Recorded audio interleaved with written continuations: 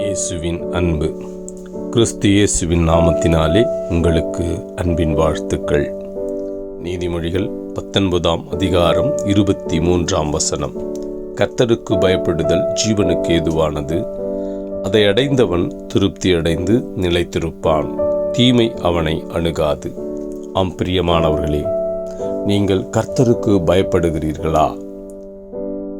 நீங்கள் சுகமாயிருப்பீர்கள். நீங்கள் கர்த்தருக்கு பயந்தா மட்டும் போதும், நாம் தீமையை விட்டு விலக முடியும். கர்த்தருக்கு பயப்படுகிறவர்கள் ஜீவனை அதிகமாய் பெற்றுக்கொள்ளுவார்கள்.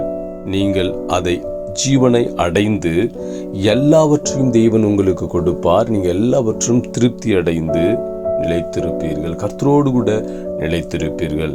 ஒரு தீமையும் உங்களை அணுகுவதில்லை. கர்த்தர் உங்களை தீமையினின்று விலக்கி பாதுகாத்து உங்கள் ஆயுசு நாட்களை பூரணப்படுத்தி உங்களுக்கு திருப்தியடை செய்து உங்களை மகிழ்ச்சியாக தேவன் வைத்திருப்பார். ஏனென்றால் நம் கர்த்தருக்கு பயப்படும் போது நாம் தீமையை விட்டு விலகுவோம். அவர் நம்மை திருப்தி அடைத்து ஆசீர்வதிப்பார். ஆமேன்.